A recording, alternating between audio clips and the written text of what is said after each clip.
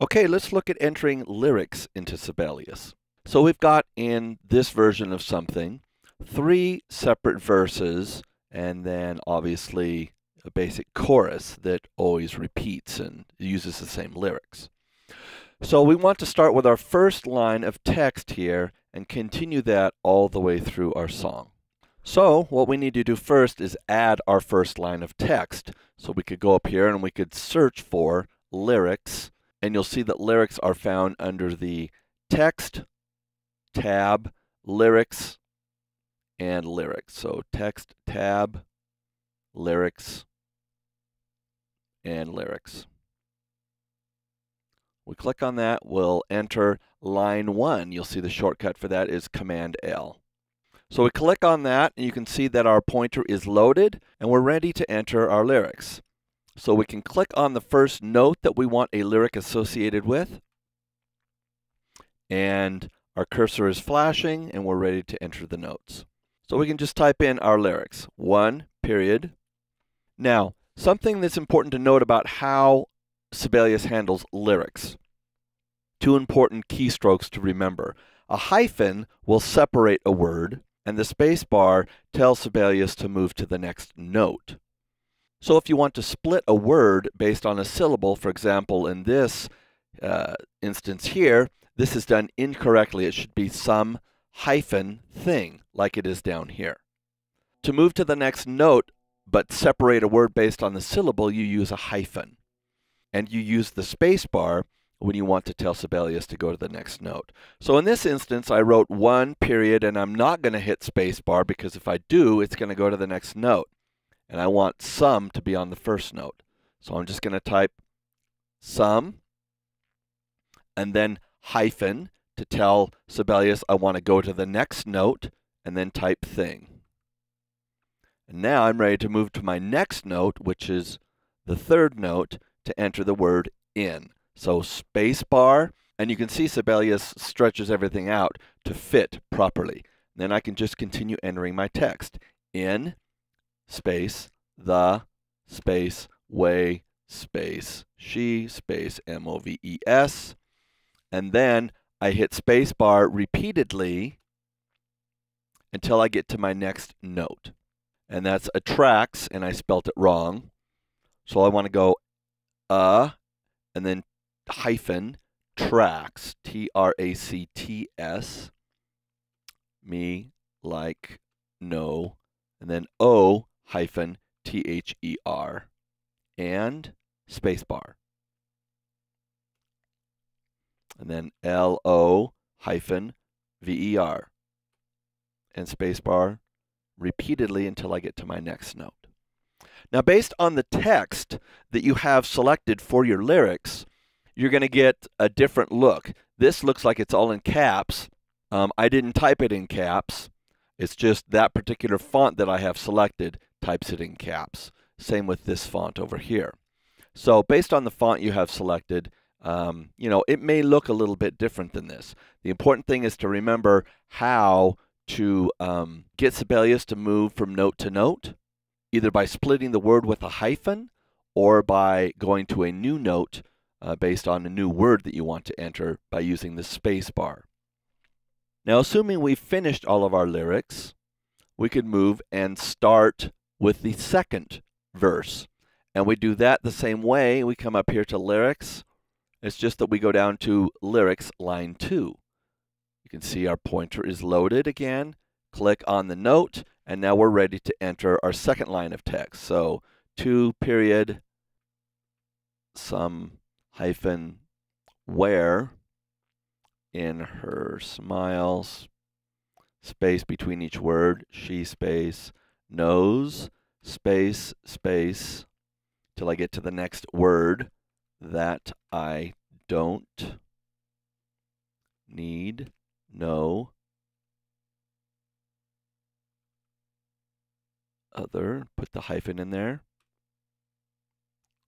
L-O-V-E-R with a hyphen in between, same thing. So I can continue on like this and finish my lines of text. When I'm finished with the 2nd line, I can go on and add my 3rd line of text. So So that's basically how you add text. If you need to go in and fix something, you can double click to change a word or a spelling on a word, like that one. I did a capital and I shouldn't have. Oops. And I didn't do a hyphen, I did an equals, so I'll go back and change that and then click outside. You could also change, any mistakes that you make.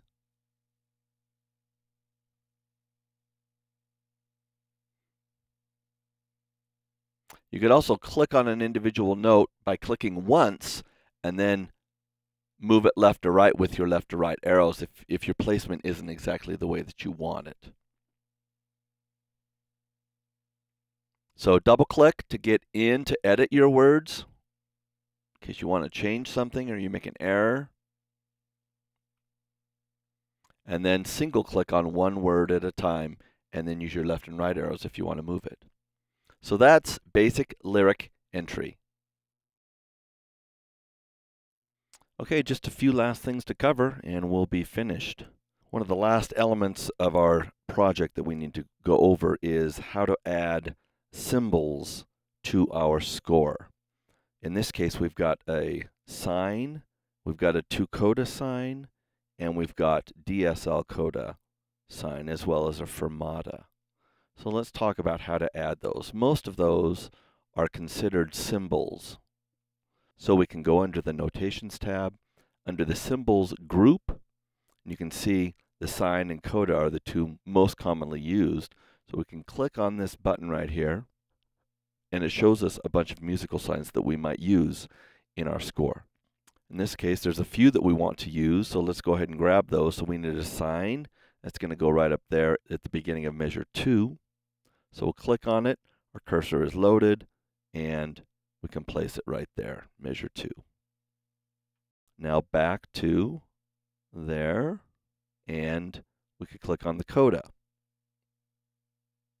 And we could place a coda sign down here.